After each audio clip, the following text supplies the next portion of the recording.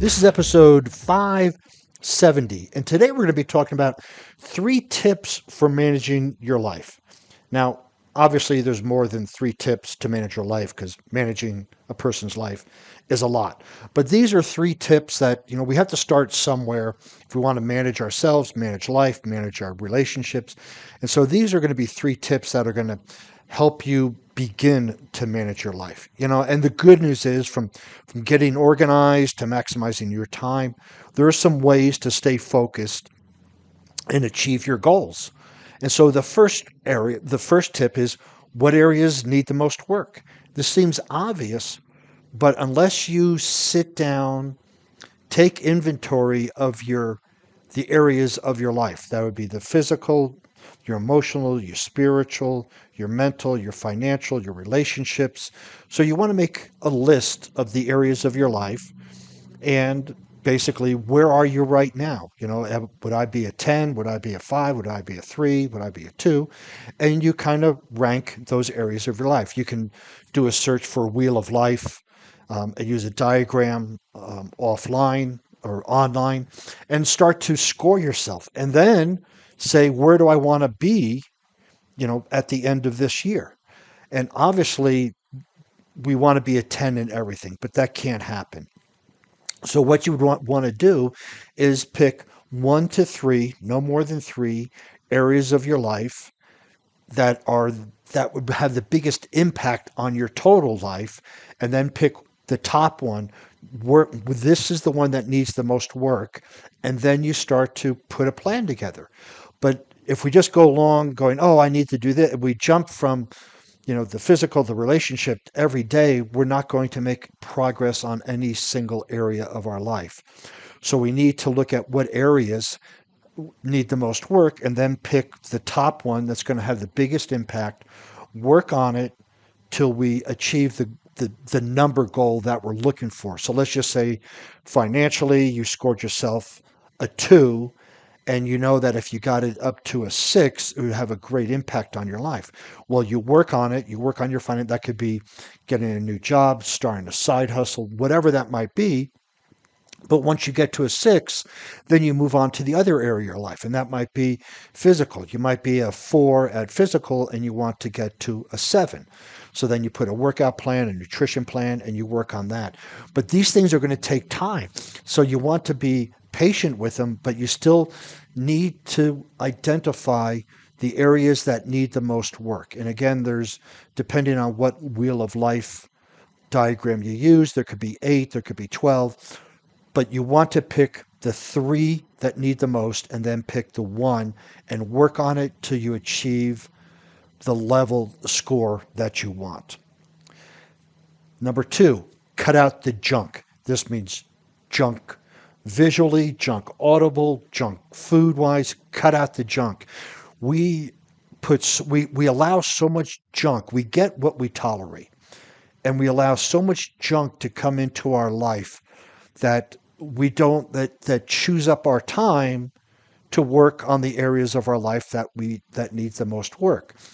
Junk. Watching TV for, you get home at 5, you turn on the TV, you don't go to sleep till 10. That's 5 hours of watching TV. That does nothing for you. I understand, and I do relax a little bit, watch a little TV, but there's ways. I mean, so you could watch stupid stuff on TV, then you could watch some motivational, some documentaries that help you plan things out. But if you cut out that junk, then you can work on the area that you want to work on. Food, right? Also cut out junk food because that just sucks our energy out of us. Cut out junk relationships that don't support you anymore. Cut out junk thinking that doesn't support you anymore. So look at the areas, that area that needs the most work, and then determine what do I need to remove in that area so that I have a clear path ahead of me to achieve the goal I want. And that can be, you know, cutting out some of your junk family. Now, it's hard to cut out your family, but you also don't need to talk to them every day and hear them complain about something or put you down. Same thing with friends.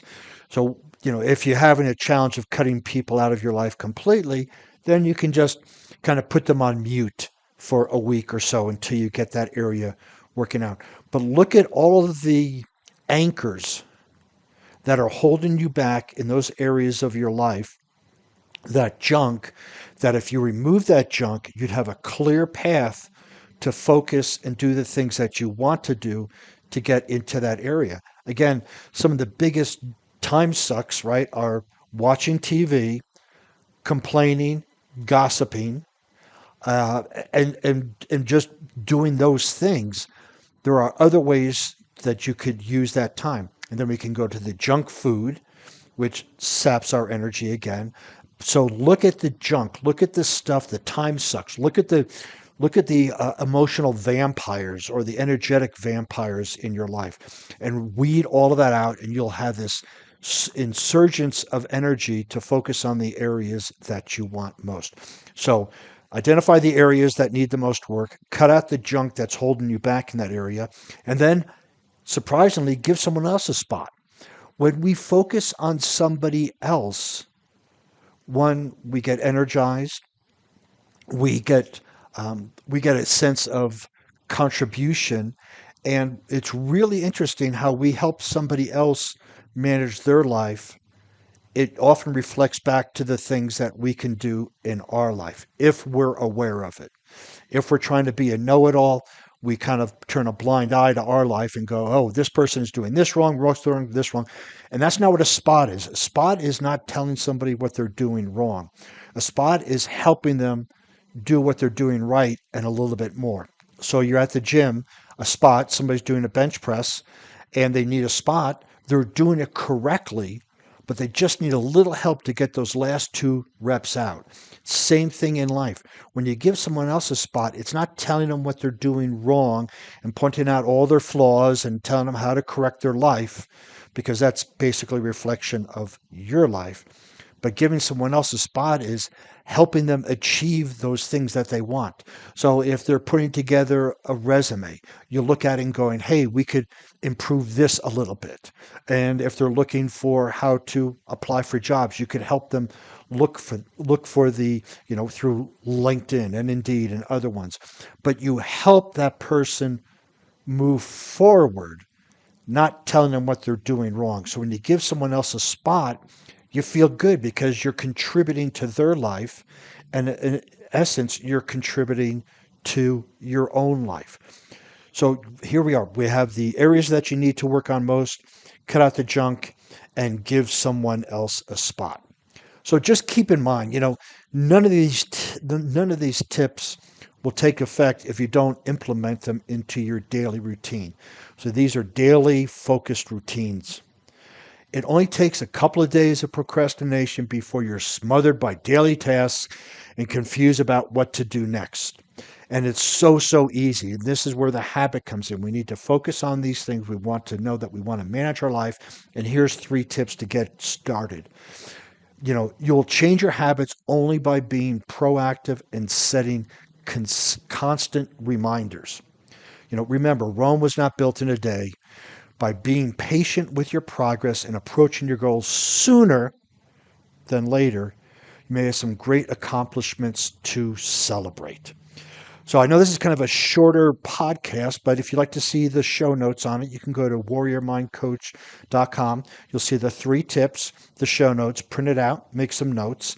And while you're over there, please take a look around at some other podcasts and blog posts. And since you'll be online to visit the site, please jump over to LinkedIn, Facebook, Instagram, Pinterest, and follow me under Warrior Mind Coach.